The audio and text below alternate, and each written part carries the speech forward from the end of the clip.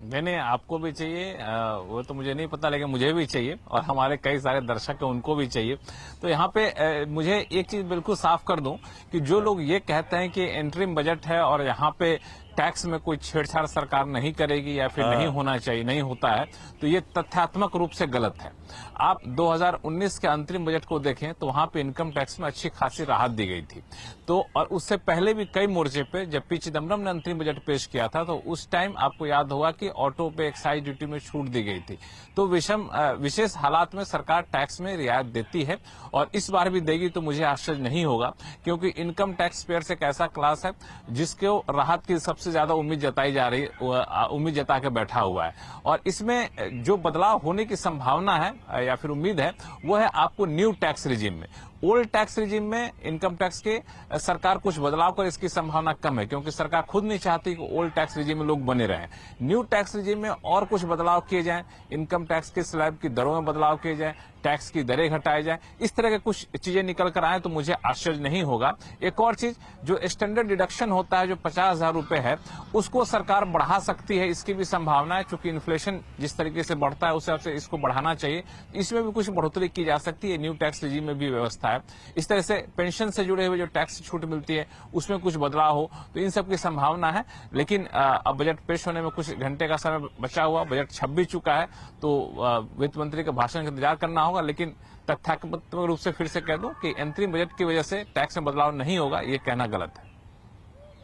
होगा, गड़ाई रखिएगा कान आंखें, हो सकता है कुछ रिलीफ मिले एटलीस्ट न्यू टैक्स रिजीम जो में है उनको खास तौर पे।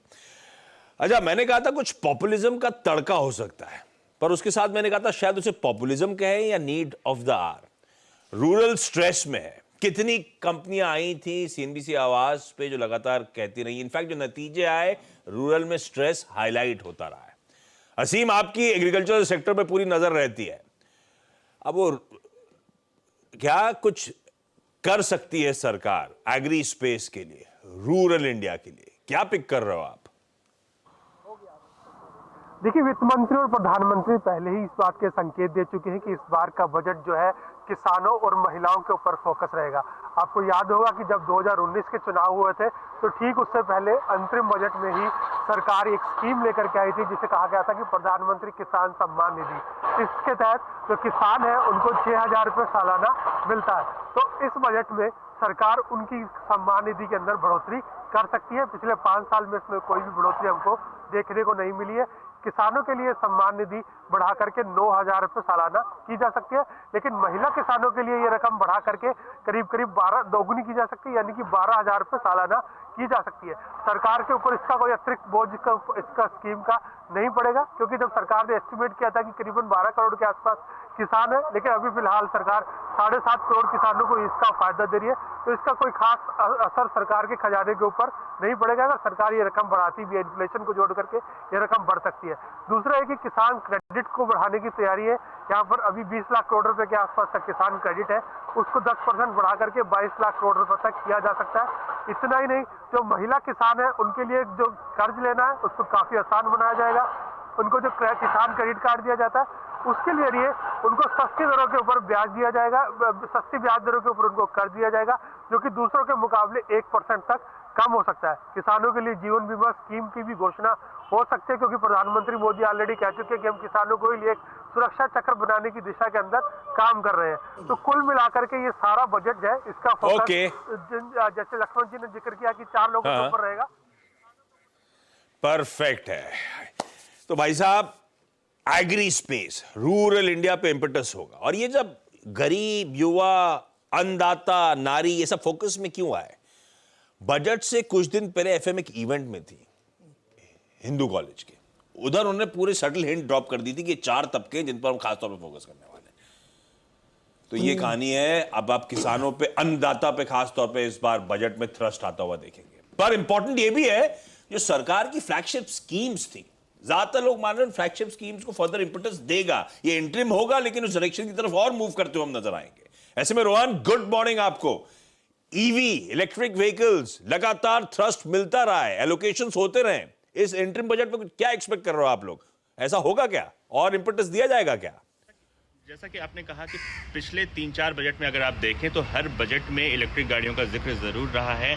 इस साल फेम स्कीम ख़त्म हो रही है, लेकिन जो सूत्र हमें बता रहे हैं सरकार का जो सपोर्ट है वो जारी रहने वाला है। अब सरकार उसे फेम 3 कहे, फेम 2 का एक्सटेंशन कहे या कोई और नया नाम दे, ये हमें देखना होगा। लेकिन जो सब्सिडी है वो जारी रहेगी। जो नई पॉलिसी सरकार बना के लाई है उसमें जो दायरा है उसको बढ़ाया जाएगा। इलेक्ट्रिक ट्रैक्टर और ट्रक को अब तक शामिल नहीं किया गया था, उसको शामिल किया जाएगा। सब्सिडी का जो अमाउंट है वो थोड़ा कम हो सकता है और हर साल उसमें डिक्रीज हो सकता है, लेकिन जो नंबर ऑफ व्हीकल्स हैं जिनको सब्सिडाइज किया जाएगा वो बढ़ाया जा सकता है। इसके अलावा जो चार्जिंग इंफ्रास्ट्रक्चर है उसके लिए एक अलग फंड की घोषणा हो सकती है। कुल मिला के लगभग अनुमान जताया जा रहा है कि 12,500 करोड़ तक सरकार इसको दे सकती है और इसमें महिलाओं को अतिरिक्त सब्सिडी देने की बात भी है। 10% तक अतिरिक्त सब्सिडी मिल सकती है अगर वो इलेक्ट्रिक गाड़ियां खरीदती हैं तो कुल मिला के। और जो नई गाड़ियां जैसे हाइड्रोजन फ्यूल सेल या बाकी जो है उनको भी स्कीम में शामिल किया जा सकता है। तो कुछ बदलाव के साथ जो सब्सिडी है इलेक्ट्रिक गाड़ियों को वो जारी रहेगी, ऐसा सूत्र हमें बता रहे हैं। ईवी पर फोकस कंटिन्यूड रहने वाला है। वैसे कुछ ही देर में सीधा सौदा लेकर आएंगे हम लोग, तो उसमें एक ब्यूटीफुल तड़का मिल जाएगा आपको। बजट रिलेटेड कौन कौन से स्टॉक्स और थीम्स रडार पे रहेंगी और एल्स न्यूज और रिजल्ट्स का तड़का और डिटेल्ड कवरेज आपके लिए होगी। लेकिन एक बार असीम के पास भी चला जाए। असीम से तो बात हो गई, एक बार आलोक के पास चला जाए। आलोक, ठंड लग रही है बहुत क्या? नहीं, कोई विशेष ठंड नहीं है। बारिश के बाद थोड़ी सी ठंडक में थोड़ी सी कमी आई है, लेकिन जो है बारिश का मौसम बना हुआ है और कभी भी यहाँ पर बारिश शुरू भी हो सकती है। इसी तरह का मौसम यहाँ बना हुआ है, तो ठंड तो सुबह काफी थी लेकिन थोड़ी थोड़ी अब कम हो रही है। ठंड कम हो रही है, ये अच्छी खबर है नॉर्थ इंडिया वालों के लिए और जो नॉर्थ इंडिया ट्रैवल करने जाने वाले हैं उनके लिए। मैं आज शाम को नॉर्थ इंडिया में हूं बाय द वे। आलोक, आप क्या पिक कर रहे हो बजट रिलेटेड? देखिए, जो मुझे उम्मीद है कि जो सरकार की फ्लैगशिप स्कीम है और साथ ही साथ जो पीएम ने हाल में ही कई सारे अनाउंसमेंट किए हैं उससे रिलेटेड उसकी छाप जो है इस इंटरिम बजट में दिखेगी। जैसे मसलन हम बात करें तो एक कारोबारी, एमएसएमई छोटे कारोबारी होते हैं, उनके लिए नेशनल रिटेल ट्रेड पॉलिसी की बात काफी लंबे समय से चल रही है और कारोबारियों को सोशल सिक्योरिटी देने के लिए जो इंश्योरेंस कवर है, एक्सीडेंटल इंश्योरेंस कवर, उसका ऐलान हो सकता है। दूसरी जो पीएम सूर्योदय योजना जिसके जिक्र अब 22 जनवरी को राम मंदिर के उद्घाटन के समय प्रधानमंत्री ने किया, तो जो हमें सूत्रों से जानकारी मिल रही है कि उसमें जो है सब्सिडी की रकम बढ़ाई जा सकती है 60% तक। 1 से 3 किलोवाट तक के जो सोलर पैनल हैं वो लगाने के लिए, क्योंकि प्रधानमंत्री ने कहा था कि 1 करोड़ के करीब सोलर पैनल लगाए जाएंगे 1 साल के अंदर, तो ये सब्सिडी की जो रकम है उसको बढ़ाया जा सकता है मौजूदा जो नेशनल रूफटॉप सोलर मिशन चल रहा है उसके तहत।